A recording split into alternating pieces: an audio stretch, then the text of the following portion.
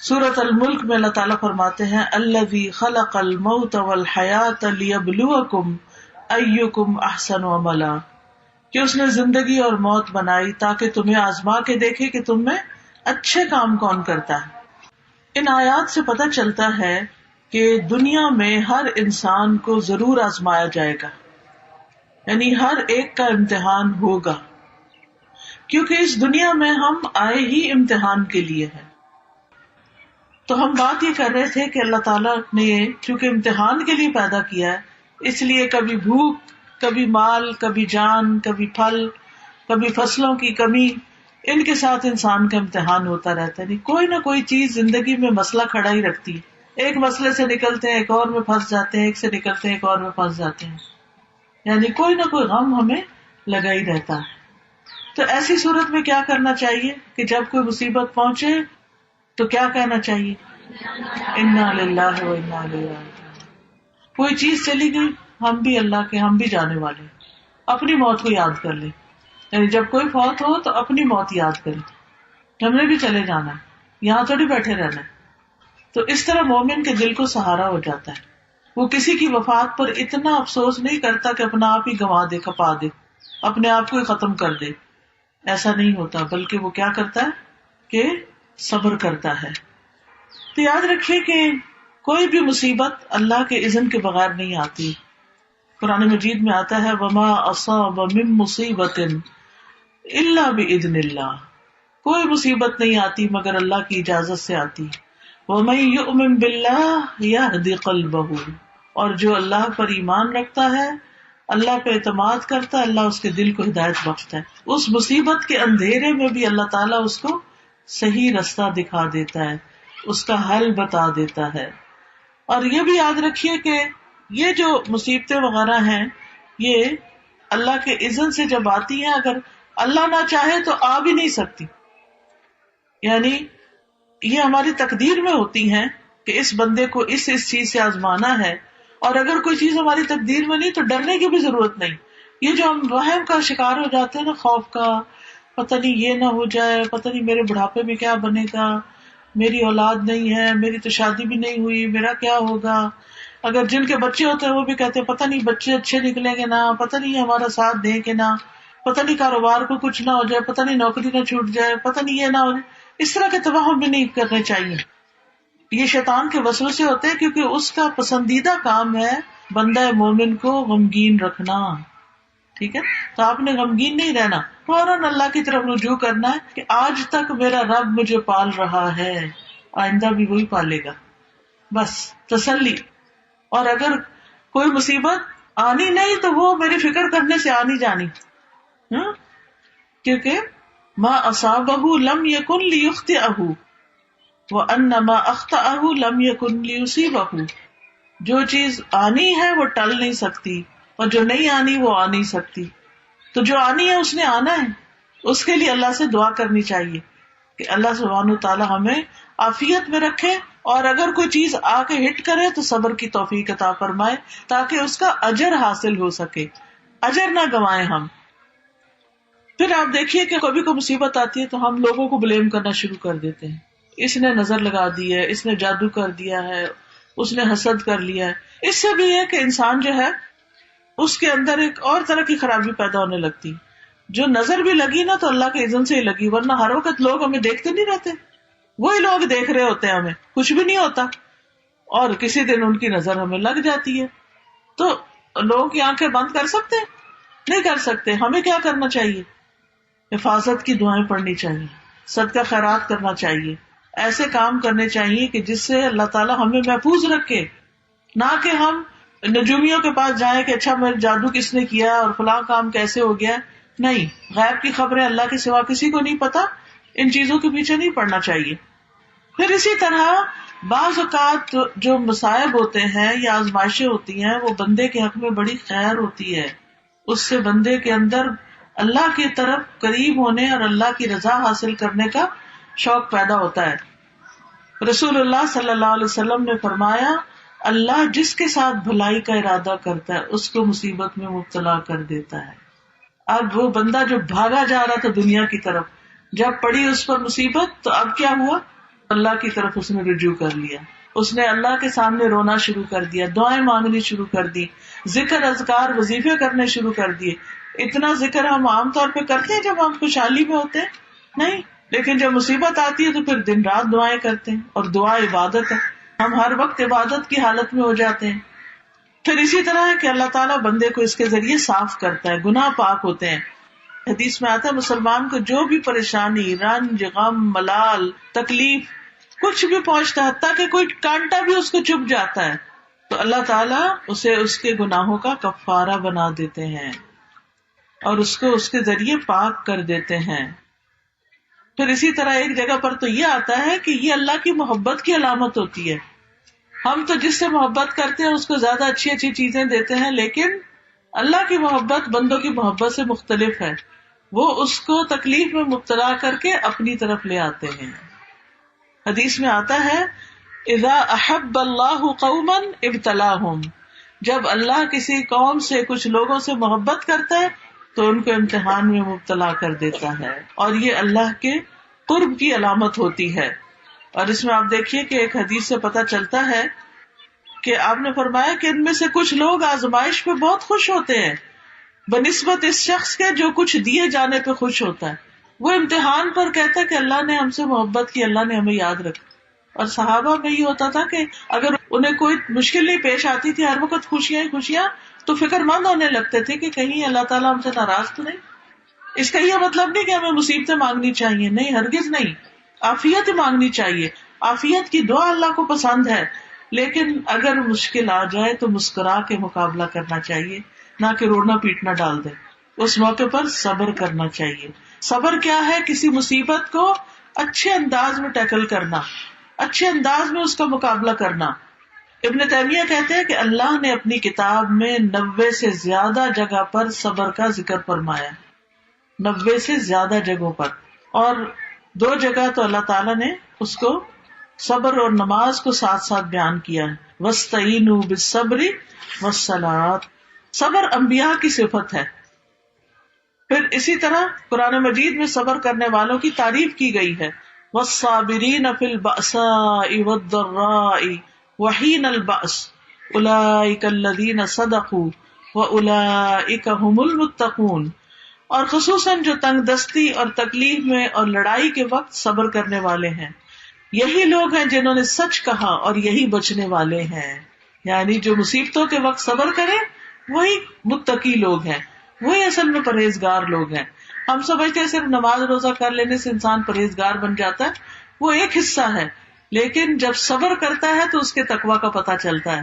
کیونکہ عام حالات میں نہیں پتہ چلتا کہ کون شخص کتنا نیک ہے، لیکن جب اس پہ کوئی مشکل آتی ہے اور اس وقت وہ کس طرح ریئیکٹ کرتا ہے، اس سے پتہ چلتا ہے کہ اس کے اندر کتنا صبر ہے اور کتنا یہ اچھا انسان ہے. دیکھیں اچھے حالات میں تو سارے ہی اچھے ہوتے ہیں، کیسے فرق پتہ چلے گا؟ جب کوئی آپ کو لطیفے سنا رہا ہوگا تو آپ سبھی ہنس رہے ہوں گے، لیکن وہ شخص جو تکلیف کے وقت مسکرا دے، اللہ کی تعریف بیان کر دے، اللہ کی تقدیر پہ راضی ہو جائے، اللہ اس کے دل کو ٹھنڈک عطا فرما دیتا ہے. پھر اسی طرح آپ دیکھیں کہ نبی صلی اللہ علیہ وسلم کو بھی صبر کرنے کا حکم دیا گیا. پھر لوگوں کو بھی حکم دیا گیا وَجَعَلْنَا بَعْضَكُمْ لِبَعْضٍ فِتْنَةً أَتَصْبِرُونَ وَكَانَ رَبُّكَ بَصِيرًا. اور ہم نے تمہارے بعض کو بعض کے لیے آزمائش بنا دیا. یعنی انسان انسانوں کے لیے ایک امتحان ہے. کس طرح؟ بعض لوگوں کی عادت ہوتی ہے دوسروں کو ٹیز کرتے رہنا، تانے دینا، بعض کی عادت ہوتی ہے بڑا غصہ کرنا. اب وہ کیا ہے؟ انسان کے لیے ایک امتحان ہے. یعنی دوسرے آس پاس کے لوگ جو ہیں ان کے لیے وہ بندہ امتحان بن گیا. اب کیا کرنا ہے؟ صبر کرنا ہے. تو یہ جو ہے نا بندے بندوں کا امتحان بن جاتے ہیں، اس کو ہمیں سمجھنا چاہیے. کبھی ہمارے والدین ہی ہمارا امتحان ہو جاتے ہیں، وہی چھوٹی چھوٹی بات پر ہمیں ٹوکتے رہتے ہیں اور ہم پریشان رہتے ہیں کہ کریں تو کرے کیا. جواب دینے کی بھی اجازت نہیں اللہ نے دی، اور ڈانٹنے کی بھی اجازت نہیں دی، اور اونچی آواز سے بول کے سمجھا بھی نہیں سکتے. تو پھر کیا کرنا ہے؟ صبر کرنا ہے اور اچھا سلوک کرنا ہے تاکہ اللہ تعالیٰ ہم سے ناراض نہ ہو. پھر اسی طرح یہ ہے کہ افضل ایمان جو ہے صبر اور نرمی کرنا ہے.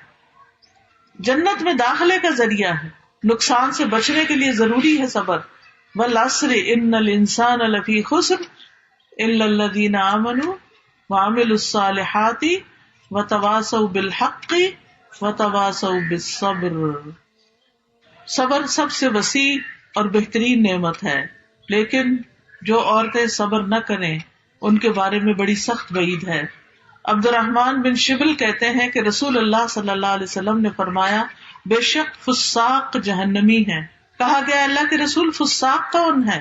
جیسے فاسق ہوتا ہے نا، اسی سے فساق. آپ نے فرمایا عورتیں. یہ عورتیں ہیں. ایک آدمی نے کہا اللہ کے رسول کیا وہ ہماری مائیں اور ہماری بہنیں اور ہماری بیویاں نہیں؟ آپ نے فرمایا کیوں نہیں، لیکن جب ان کو نعمتیں ملتی ہیں تو شکر نہیں کرتی، اور جب ان کو آزمایا جاتا ہے تو صبر نہیں کرتی. یعنی مردوں کے مقابلے میں عورتوں کے اندر صبر کی صفت کم پائی جاتی. اس لیے ہمیں اور زیادہ ایفرٹ لگانے کی ضرورت ہے کہ ہم صابر و شاکر بن جائیں. اب صبر جو ہے نا، اس کا لفظی مطلب ہوتا ہے اپنے آپ کو روکنا. کس چیز سے روکنا؟ اللہ کی نافرمانی سے روکنا. فرائض پورے کرنے کے لیے اپنے آپ کو روکنا کہ نہیں یہ کام تو پورا کرنا ہی کرنا ہے، تو ڈیوٹی ہے میری، چاہے اللہ کے حق میں ہو چاہے بندوں کے حق میں. پھر اسی طرح نفس کو ایسی خواہشات سے روکنا جن سے روکنے کا حکم دیا گیا ہے. پھر صبر جو ہے وہ روشنی ہے. صبر کیا ہے؟ روشنی ہے. جیسے سورج کی روشنی ہوتی ہے نا تو اس میں گرمی بھی ہوتی ہے لیکن چمک بھی ہوتی ہے، تلخی بھی ہوتی ہے. تو اسی طرح صبر انسان کے لیے مشقت انگیز ہے. اسی لیے نماز کو نور اور صبر کو ضیاء کہا گیا ہے، کیونکہ صبر میں مشقت اور تکلیف پائی جاتی ہے. تو 3 طرح صبر ہوتا ہے. ٹھیک ہے، 3 طرح کی چیز. نمبر 1 اللہ کی نافرمانی سے صبر کرنا. حرام کام بڑا آسان ہو گیا، لیکن کیا کرنا؟ اپنے آپ کو روک کر رکھنا. جیسے حدیث میں آتا ہے وہ شخص جس کو کوئی حسب نسب والی عورت، خوبصورت عورت زنا کے لیے بلائے اور وہ یہ کہے آدمی کہ میں اللہ سے ڈرتا ہوں، یہ بھی صبر ہے. ورنہ جہاں انسان کو برائی کرنے کا موقع مل جائے وہاں وہ کیوں صبر کرے، کیوں پیچھے رہے، جبکہ دعوت کسی اور کی طرف سے مل رہی ہے. دوسرے اللہ کی اطاعت پر کاربند رہنا اور صبر کرنا، یعنی اللہ سبحانہ تعالیٰ کی فرما برداری کرتے رہنا، چاہے گھر میں ہو چاہے گھر سے باہر ہو چاہے کہیں بھی ہو. یہ نہیں کہ جب دینی لوگوں کے بیچ میں ہو تو اچھے کام کرنا اور جب دنیا میں نکلے تو پھر اپنی مرضی کرنا. نہیں، کہیں پر بھی ہو، مسجد میں ہو، مدرسہ میں ہو، گھر میں ہو، بازار میں ہو، اللہ ہی کی فرما برداری کرنی ہے، اللہ ہی کو سب سے بڑا سمجھنا ہے، اسی پر جمے رہنا ہے. پھر اللہ کے فیصلوں پر صبر. بعض اوقات ہم ایک خاص جاب چاہتے ہیں وہ ہمیں نہیں ملتی تو یہ اللہ کا فیصلہ ہے. ہم بیٹی چاہتے ہیں اللہ بیٹا دے دیتا ہے، ہم بیٹا چاہتے ہیں اللہ بیٹی دے دیتا ہے. تو کس کا فیصلہ ہے؟ اللہ کا فیصلہ. اب اس پر بھی صبر کرنا ہے. پھر اسی طرح بعض اوقات ہم کہیں جانا چاہتے ہیں ہم جا نہیں پاتے، اس پر بھی صبر. ہم زندگی میں کچھ بننا چاہتے ہیں، جو بننا چاہتے ہیں وہ بن نہیں پاتے کوششوں کے باوجود، تو پھر یہ کیا ہے؟ یہ بھی صبر ہے. تو اللہ کی تقدیروں پہ صبر کرنا جو ہے یہ انسان کے دل کو سکون بخشتا ہے. پھر صابرین کے لیے اللہ کے وعدے ہیں. یہ جو آیت میں نے آپ کے سامنے پڑھی اس میں 3 وعدے کیے گئے ہیں. نمبر 1 اولئک علیہم صلوات، کہ ایسے لوگوں پر رب کی مہربانیاں ہیں، ورحمت، اور رب کی رحمت ہے، واولئک هم المہتدون، اور یہی لوگ ہدایت پا گئے ہیں.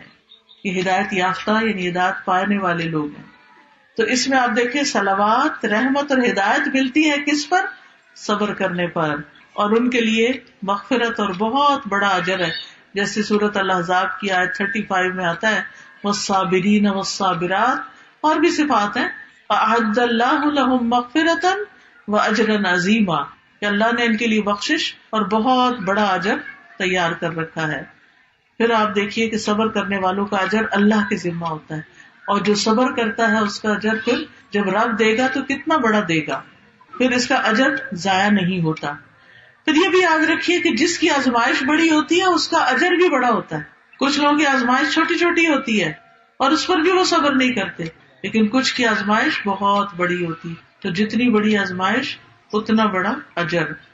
پھر صبر کرنے والوں کو خوشخبریاں دی گئی خیر کثیر کی، اللہ کی مدد ملنے کی، اللہ کا ساتھ ملنے کی. وَاصْبِرُوا ان اللہ مع الصابرین، صبر سے کام کرو گے نا تو اللہ کا ساتھ ہوگا تمہارے.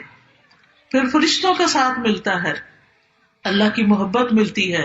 واللہ یحب الصابرین، اور اللہ تعالیٰ محبت کرتا ہے صبر کرنے والوں سے. سبحان اللہ. جس بندے سے پھر اللہ محبت کرتا ہے اس کی شان ہی کیا. اللہ تعالیٰ جبریل کو بلاتے ہیں, میں فلاں بندے سے محبت کرتا ہوں, تم بھی کرو. جبریل بھی کرتے ہیں, وہ آسمان والوں میں پکارتے ہیں, آسمان والے محبت کرنے لگتے ہیں, پھر وہ محبت زمین والوں میں اتارتی جاتی. تو اس لیے بہت ضروری ہے کہ ہم اللہ کی محبت حاصل کرنے کے لیے صبر کریں. وَلِرَبِّكَ فَاصْبِرْ, اپنے رب کی خاطر صبر کرو. رب نے حکم دیا ہے, رب اس کی جزا دے گا. پھر اسی طرح یہ ہے کہ انسان کو کامیابیاں نصیب ہوتی ہیں. یا ایھا الذین آمنوا اصبروا وصابروا ورابطوا واتقوا اللہ لعلکم تفلحون. اے لوگوں جو ایمان لائے ہو, صبر کرو اور مقابلے میں جمے رہو اور ڈٹے رہو اور اللہ سے ڈرو تاکہ تم کامیاب ہو جاؤ. صبر کرنے والے کو عزت ملتی ہے. بے صبرہ بندہ جو ہے دوسروں کی نگاہ سے گر جاتا ہے. دین کی امامت بھی صبر کرنے والوں کو ملتی ہے. بنی اسرائیل کے بارے میں فرمایا وَجَعَلْنَا مِنْهُمْ أَئِمَّةً يَهْدُونَ بِأَمْرِنَا لَمَّا صَبَرُوا وَكَانُوا بِآيَاتِنَا يُوقِنُونَ. اور ہم نے ان میں سے کئی پیشوا بنائے جو ہمارے حکم سے ہدایت دیتے تھے جب انہوں نے صبر کیا. یعنی امامت کس کے لیے؟ جو صابر ہو. پھر دشمن کی چالوں سے بھی انسان بچ جاتا ہے. انسان کو غور و فکر کرنے کی توفیق نصیب ہوتی ہے. دنیا اور آخرت کی نعمتیں اور برکتیں نصیب ہوتی ہیں. بے حساب اجر ملتا ہے. قرآن مجید میں آتا ہے انما یوفی الصابرون اجرهم بغیر حساب, کہ صبر کرنے والوں کا اجر بے حساب ہے, بے حساب. اس کا بدلہ جنت ہے. سلام علیکم بما صبرتم فنعم عقبی الدار. جنت کے بالا خانے بھی صابرین کے لیے ہیں. وجزاہم بما صبروا جنتا وحریرا. کتنی بڑی بڑی خوشخبریاں ہیں. اب صبر کا طریقہ کیا ہے کہ انسان اللہ کی خاطر چپ ہو جائے اگر کسی نے کوئی غلط بات کہی. اللہ کی خاطر کسی پر ظلم اور زیادتی نہیں کرے, اپنے آپ کو روک لے. خود بھوک بھی لگی ہے, اللہ کی خاطر صبر کر کے دوسرے کو کھلا دے. یعنی صبر اللہ کی خاطر کریں گے تو ہی اجر ملے گا.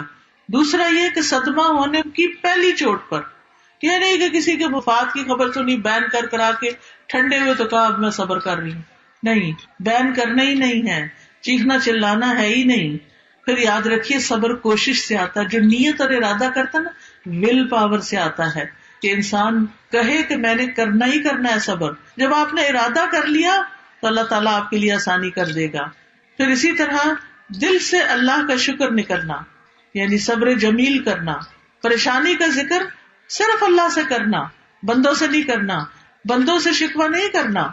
حدیث میں آتا ہے اللہ تعالیٰ فرماتے ہیں جب میں اپنے مومن بندے کو آزماتا ہوں اور وہ تیمارداری کرنے والوں کے سامنے میرا شکوہ نہیں کرتا تو میں اس کو اپنی قید سے آزاد کر دیتا ہوں, اس کو صحت دے دیتا ہوں.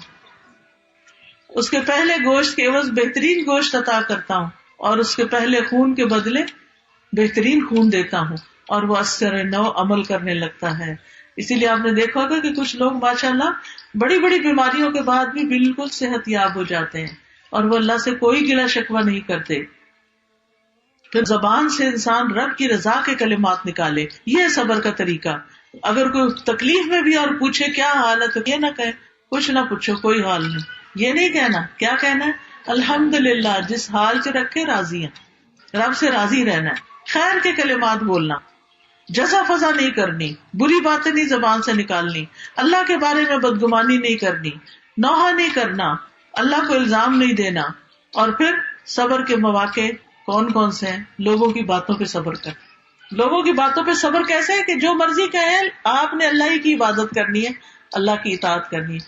ورنہ کیا ہوتا ہے, ہم قرآن میں ایک حکم پڑھتے ہیں کہ اپنے آپ کو ڈھانکیں عورتیں. اب وہ جب ڈھانکتی ہیں تو لوگ باتیں کرنے لگتے ہیں, دیکھو یہ تو کیا مولانی بن گئی ہے. تو ہم کہتے ہیں ہاں ہے لوگ بات کریں گے, چھوڑو پرے, ہم نہیں اللہ کا حکم مانتے. یہ تو نہیں کہتے اللہ کا حکم بھی مانتے لیکن پردہ نہیں کرتے, یا کہیں کرتے اور کہیں نہیں کرتے. لیکن جو صبر کرے گا وہ عمل کر جائے گا. وہ کہے گا میرا رب وہاں بھی ہے, میرا رب یہاں بھی ہے, ان لوگوں نے میرا کیا بگاڑ لینا ہے, مجھے کیا زیادہ سے زیادہ نقصان دے دیں گے. چار باتیں ہی ہیں نا, ایک کان سے سنے دوسرے سے بندہ نکال دے. کرے وہی جو رب چاہتا ہے.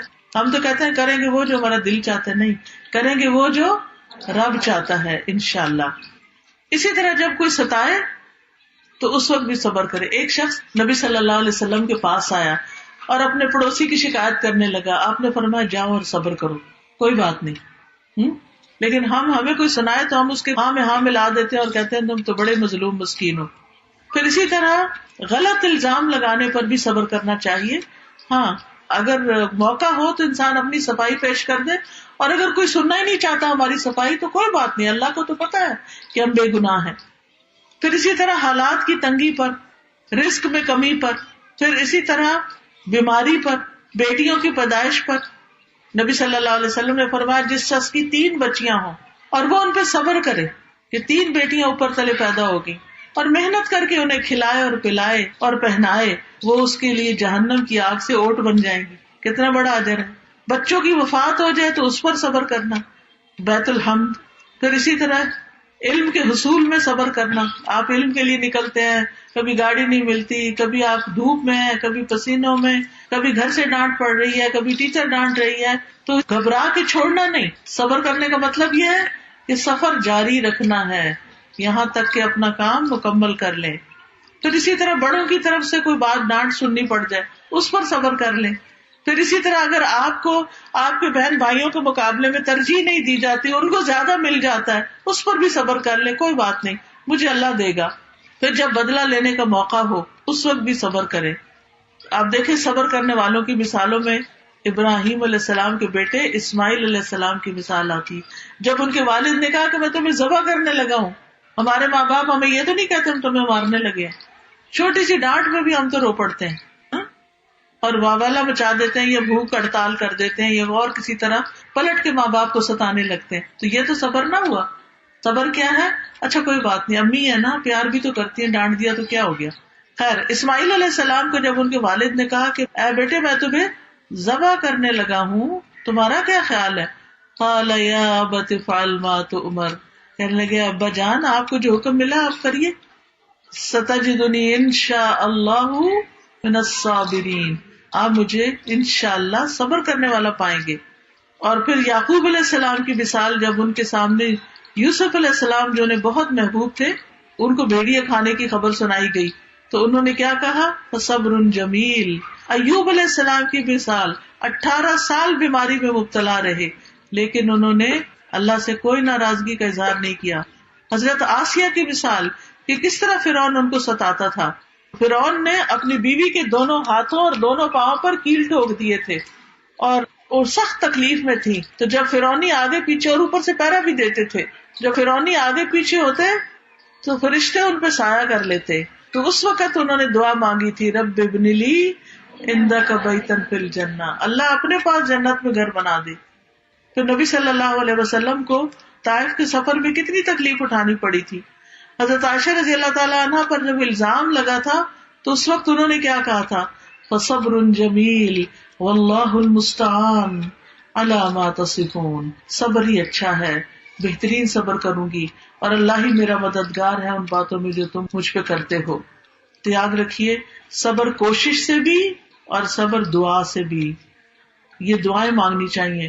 ربنا افرغ علینا صبرا، خاص طور پر جب صبر کرنا مشکل ہو رہا ہو تو ربنا افرغ علینا صبرا وتوفنا مسلمین، اور پھر ربنا افرغ علینا صبرا وثبت اقدامنا وانصرنا علی القوم الکافرین یا حی یا قیوم برحمتک استغیث لا الہ الا انت سبحانک انی کنت من الظالمین.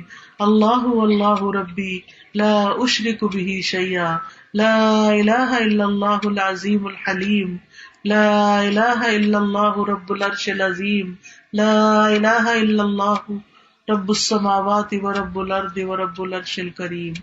یہ رنج و غم کی انسان دعائیں پڑھے اور صبر کرتا رہے تو اللہ کی مدد ضرور آئے گی. وآخر دعوانا ان الحمد للہ رب العالمین.